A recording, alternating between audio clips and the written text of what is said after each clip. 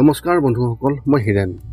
আজি আপোনালোকক এই ভিডিঅ'টোৰ জৰিয়তে এই 2024 বৰ্ষৰ ডিচেম্বৰ মাহটোত অৰ্থাৎ বছৰৰ অতি শেষৰ মাহটোত কৰ্কট ৰাশিৰ ব্যক্তিসকলে কেনেদৰে ফলাফল লাভ কৰিব তাৰে সম্পূৰ্ণ তথ্য আপোনালোকক এই ভিডিঅ'টোৰ জৰিয়তে আগবঢ়াইছোঁ। প্ৰথমে মোৰ চেনেলটো আপোনালোকে ছাবস্ক্ৰাইব কৰি ল'ব, যাতে মোৰ পিছৰ ভিডিঅ'বিলাক আপোনালোকে সহজে লাভ কৰিব পাৰে। লগতে মোৰ ভিডিঅ' যি ভাল লাগে তেন্তে লাইক আৰু শ্বেয়াৰ কৰিব, কমেণ্ট কৰি আপোনালোকৰ মনোভাৱ প্ৰকাশ কৰিব। এতিয়া আহোঁ মূল বিষয়লৈ। আমাৰ সকলোৰে মনত এটা কৌতূহল আছে যে আগন্তুক মাহটো আমাৰ বাবে কেনেকুৱা হ'ব। বহু ধৰণৰ প্ৰশ্ন আমাৰ মনত উদয় হয়, যেনে এই মাহটো কেনেকুৱা হ'ব, ব্যৱসায় বা চাকৰিৰ ক্ষেত্ৰত অগ্ৰগতি হ'বনে নহয়, নে আমি নতুন প্ৰত্যাহ্বানৰ সন্মুখীন হ'বলগীয়া হ'ব। সেয়েহে আপোনাৰ ৰাশি আৰু ৰাশিৰ ওপৰত বিভিন্ন গ্ৰহ নক্ষত্ৰৰ প্ৰভাৱ আৰু গতিবিধিৰ ওপৰত বিবেচনা কৰি এই ডিচেম্বৰ মাহটোত মাহেকীয়া ৰাশিফলৰ সঠিক মূল্যায়ন কৰা হৈছে আপোনালোকক এই ভিডিঅ'টোৰ জৰিয়তে, যাতে আপুনি সেই অনুসৰি প্ৰস্তুতি চলাব পাৰে। এই ভিডিঅ'ত আমি মাহেকীয়া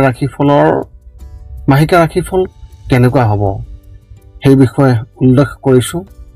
ইয়াত আপোনাৰ পৰিয়াল, আৰ্থিক, কেৰিয়াৰ, শিক্ষা, প্ৰেম, স্বাস্থ্যৰ এনেধৰণৰ বিভিন্ন দিশৰ ওপৰত ভিত্তি কৰি এই ডিচেম্বৰ মাহটোত আপোনাৰ ভৱিষ্যতবাণী কেনে হ'ব তাৰেই বিৱৰণ আপোনাক উল্লেখ কৰা হৈছে। ইয়াৰ দ্বাৰা আপুনি জানিব পাৰিব যে ডিচেম্বৰ মাহত আপুনি আপোনাৰ ৰাশিফলৰ অনুসৰি কি প্ৰস্তুতি চলাব লাগিব। ইয়াত উল্লেখ কৰা ৰাশিফলৰ যি বৰ্ণন, সেই বৰ্ণন আপুনি খুব ভালভাৱে মন দি শুনক আৰু সেই অনুসৰি আপুনি প্ৰস্তুতি চলাওক। কিন্তু আপোনালোকক এইটো জনাই থোৱা উচিত যে এই ভিডিঅ'ৰ এই যি ৰাশিফলৰ বৰ্ণন, এই বৰ্ণন এক বিশেষ ৰাশিৰ ওপৰত বিশেষভাৱে বিবেচনা কৰি এই ভিডিঅ'টো প্ৰস্তুত কৰা হোৱা নাই, বিশেষকৈ এজন ব্যক্তিৰ হিচাপে নহয়। ইয়াত ৰাশিৰ ওপৰত যি ফলাফল প্ৰভাৱ পৰিব তাৰে বৰ্ণন উল্লেখ কৰা হৈছে। গতিকে এনেদৰে আপুনি আপোনাৰ জীৱনত ঘটিব পৰা সকলো কথাৰ তথ্য জানিব পাৰিব এই ভিডিঅ'টোৰ জৰিয়তে। গতিকে কোনো পলম নকৰাকৈ এতিয়া আমি এই 2024 বৰ্ষৰ ডিচেম্বৰ মাহটোত মাহেকীয়া ৰাশিফলৰ বৰ্ণন আপোনালোকৰ আগত আগবঢ়াবলৈ আগবাঢ়িছোঁ।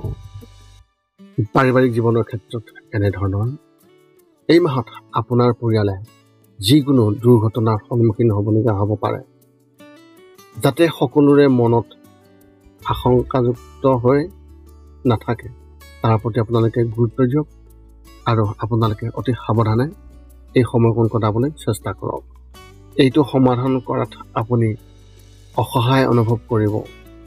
যিকোনো ধৰণৰ সমস্যাৰ সৈতে নাৰ্ভাছ হোৱাৰ পৰিৱৰ্তে আপোনাৰ বয়োজ্যেষ্ঠসকলৰ পৰামৰ্শ লওক আৰু তেওঁলোকক সঠিকভাৱে সন্মান কৰক। পৰিয়ালৰ আস্থা আপোনাৰ মাজত শক্তিশালী হ'ব আৰু সুনাম বৃদ্ধি কৰিব।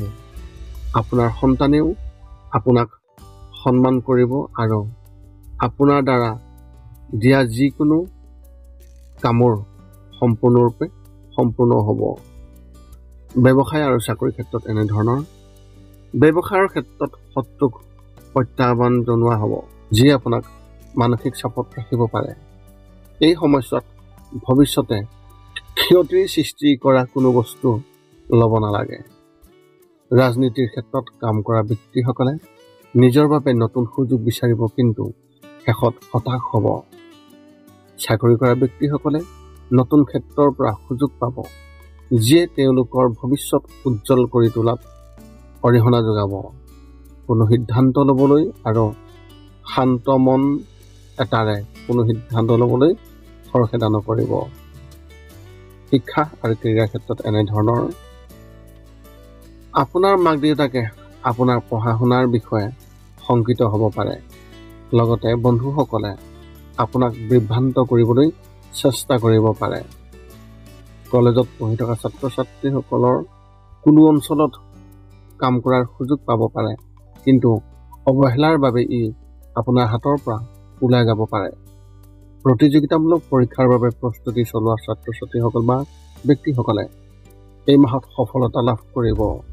যদি আপুনি পৰীক্ষাৰ ফলাফলৰ বাবে অপেক্ষা কৰি আছে তেন্তে এই মাহত ইয়াৰ বিষয়ে খুবেই ভাল খবৰ পাব পাৰে। প্ৰেমৰ ক্ষেত্ৰত এনেধৰণৰ, যদি আপুনি প্ৰেমৰ সম্পৰ্কত আছে তেন্তে এই মাহত আপুনি আপোনাৰ পত্নীৰ বহু সমৰ্থন পাব, যিয়ে সম্পৰ্কটোক শক্তিশালী কৰিব। ভৱিষ্যতৰ বিষয়েও আপোনাৰ সংগীৰ সৈতে আলোচনা কৰাৰ সম্ভাৱনা আছে। যদি আপুনি অবিবাহিত তেন্তে বন্ধু বান্ধৱৰ সৈতে ইতিবাচক কথা বতৰা পতাৰ আৰম্ভ কৰিব পাৰে, যিয়ে ক্ৰমান্বয়ে প্ৰেমৰ সম্পৰ্কলৈ পৰিণত কৰিব। যিকোনো বস্তুৱে আপোনালোকৰ পত্নীৰ বা স্বামীৰ বিষয়ে বিবাহিত লোকৰ উপভোগ কৰিব, যিয়ে তেওঁলোকৰ প্ৰতি আপোনাৰ আকৰ্ষণ আৰু অধিক বৃদ্ধি কৰিব। বিবাহৰ বাবে অপেক্ষা কৰি থকা ব্যক্তিসকলে নিজৰ বাবে বিবাহৰ প্ৰস্তাৱ আনিব পাৰে, যাতে মন সুখী হয়। স্বাস্থ্যৰ ক্ষেত্ৰত এনেধৰণৰ, এই মাহটো স্বাস্থ্যৰ ক্ষেত্ৰত স্মৰণীয় হ'ব, কাৰণ এই মাহটো আপুনি নিজৰ মাজত নতুন শক্তি আৰু বৃদ্ধি পাব। ইতিমধ্যে চলি থকা ৰোগবোৰেও সেইবোৰৰ পৰা আপুনি মুক্তি পাব আৰু নতুন ৰোগ নহ'ব। আপুনি সম্পূৰ্ণ শক্তিৰে সকলো কৰিবলৈ চেষ্টা কৰিব, কিন্তু কামৰ সৈতে কিছু জিৰণি ল'বলৈ আপোনাক পৰামৰ্শ দিয়া হৈছে, নহ'লে মানসিক ভাগৰুৱা হ'ব পাৰে। ইয়াৰ লগতে বাঢ়ি বস্তু খোৱাৰ পৰা আঁতৰি থাকক আৰু কোনো পুষ্টিকৰ খাদ্যহে আপুনি গ্ৰহণ কৰক। আপোনাৰ এই মাহত শুভ সংখ্যা হিচাপে 7 আৰু শুভ ৰং হিচাপে আপুনি এই মাহত আকাশী ৰং ব্যৱহাৰ কৰিব পাৰে। কৰ্কট ৰাশিৰ ব্যক্তিসকলৰ বাবে এক বিশেষ তথ্য, যদি আপোনাৰ বিবাহ বেছি সময় হোৱা নাই বা বিবাহ পাশত আবদ্ধ হোৱা বেছি দিন হোৱা নাই, তেন্তে এই মাহত আপোনাৰ সংগীৰ বাবে বিশেষ কিবা এটা কৰিবলৈ চেষ্টা কৰক। আপুনি হঠাতে তেওঁলোকক ক'ৰবালৈ লৈ যাব পাৰে বা দুপৰীয়া বা ৰাতিৰ আহাৰ খাবলৈ লৈ যাব পাৰে, নহ'লে আপোনাৰ লগত তেওঁলোকৰ মোহ কম হ'ব। এই মাহৰ ৰাশিফলৰ বৰ্ণন জনাৰ পিছতো কেইটামান কথা মনত ৰাখিব লাগিব। যিকেইটা কাম কৰিলে আপুনি শাৰীৰিক আৰু মানসিকভাৱে আপুনি অতি সুস্থ হৈ থাকিব আৰু লগতে আহিব লগা সংকট খুব সহজে দূৰ কৰাত সহায়ক হ'ব। এই 5টা নিয়ম এনেধৰণৰ। 1 নম্বৰ, শৰীৰটো সুস্থ কৰি ৰাখিবলৈ দৈনিক যোগাসন কৰক, য'ত মূলতঃ 10 মিনিট ওমকাৰ মন্ত্ৰ, 10 মিনিট কপালভাতি আৰু 10 মিনিট অনুলোম বিলোম এই যোগাসন জপ কৰিব লাগিব। ইয়াৰ লগে লগে আপোনাৰ শৰীৰ আৰু মানসিক স্বাস্থ্য একেবাৰে নিখুঁত হৈ থাকিব। ৰাতি শোৱাৰ আগতে নিস্তব্ধ আৰু নিৰ্জন ঠাইত 10 পৰা 20 মিনিট ধ্যান ধাৰণা কৰিব লাগে। ইয়াৰ দ্বাৰা 2টা উপকাৰ পোৱা যায়। এটা হ'ল আপুনি ভাল টোপনি পায় আৰু দ্বিতীয়তে পিছদিনা আপুনি সতেজ অনুভৱ কৰে। ধ্যান কৰি থাকোঁতে মধ্যমীয়া শব্দত শান্ত সংগীতো শুনিব পাৰি। 3 নম্বৰ হৈছে, প্ৰতি মঙলবাৰে পুৱা নিশ্চয় হনুমান চালিচা পাঠ কৰক আৰু হনুমান মন্দিৰ দৰ্শন কৰক।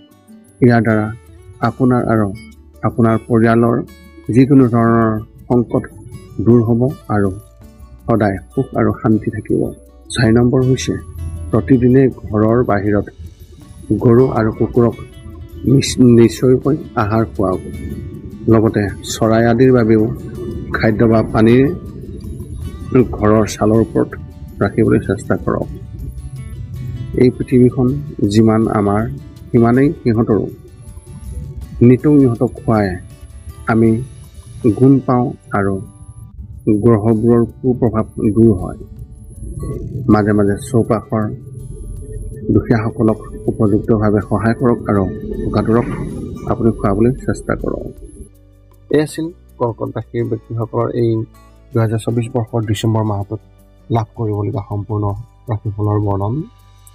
যদি আপোনাৰ মনত এতিয়াও জ্যোতিষ সম্বন্ধীয় কিবা প্ৰশ্ন আছে তেন্তে আপুনি এই ভিডিঅ'ৰ তলত আমাক কমেণ্ট কৰি অৱগত কৰক আৰু আমি আপোনাৰ সেই প্ৰশ্নৰ উত্তৰ দিবলৈ আমি সকলো সময়তে সাজু আছোঁ। পুনৰ লগ পাম অন্য এটা ভিডিঅ'ত। আজিলৈ ধন্যবাদ।